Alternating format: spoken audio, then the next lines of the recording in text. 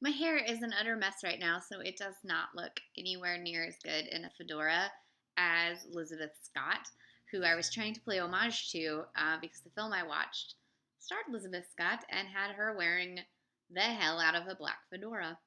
Not fedora. Bogart was wearing the fedora. Uh, uh, why can't I think what this is called? Beret. And anyway, so my hair's a mess. So just ignore the fact that it looks bad and pretend that I look as good as Elizabeth Scott.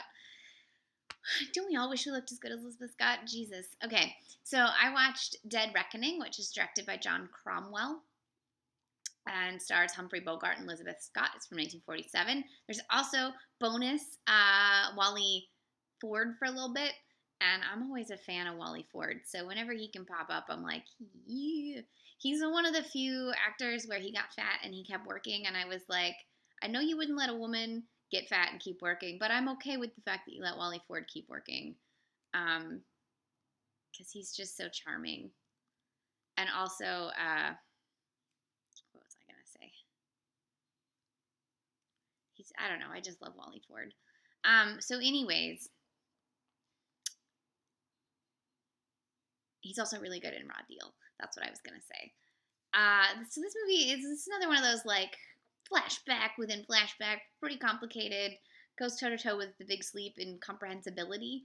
But it doesn't matter because it's Bogart in a fedora being hard, and Humphrey Bogart and Elizabeth Scott with flawless hair, clearly messing her life up and singing tunes while she does it, and gambling and jerks, and really great use of like post-war angst in that both Bogart and his friend, played by William Prince, are returning paratroopers.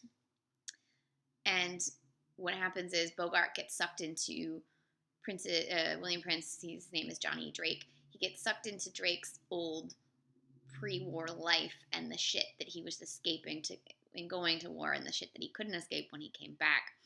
And you see a lot of this in classic era noir, this returning soldiers.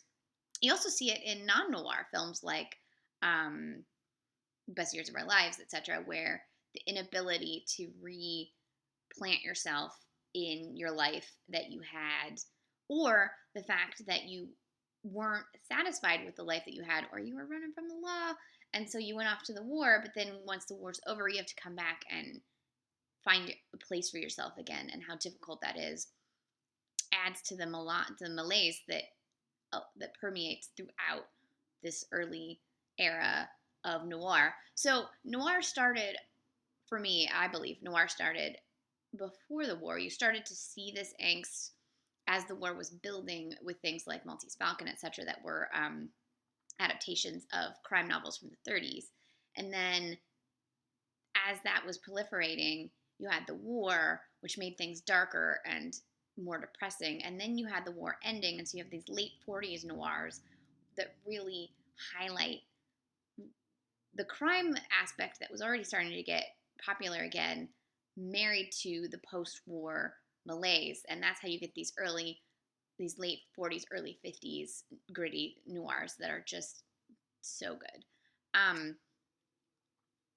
So I think if you are a fan of Bogart, this is a good film for you. It's not like Bogart's best, but it's definitely a Bogart TM performance, you know what I mean? And Elizabeth Scott is always good. One thing I love about Noirvember is that every year a couple of people discover Elizabeth Scott and post and like get obsessed.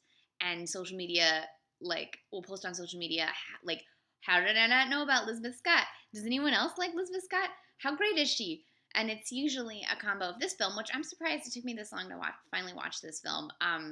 Thank you, Videodrome, for having this on DVD so I could finally see it.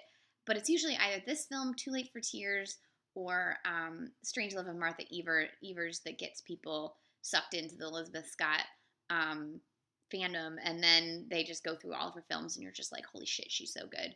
And so unlike a lot of people from that era, she's fantastic. So if you aren't a Elizabeth Scott fan, watch this film and you will be a Elizabeth Scott fan. Watch any of her films is basically what I'm saying, and you'll be an Elizabeth Scott fan. because she's so good. So, anyways, this was 1947's Dead Reckoning with Humphrey Bogart and Lizabeth Scott, directed by John Cromwell. It's available on DVD. I rented it from Videodrome here in the ATL. I'm sure Vidiot's in Los Angeles probably has it, or Cinephile Video. I bet you Scarecrow in Seattle has it. I don't know the name of other video rental stores in other cities, but check your local video rental store and they'll probably have it, hopefully. And I highly recommend it.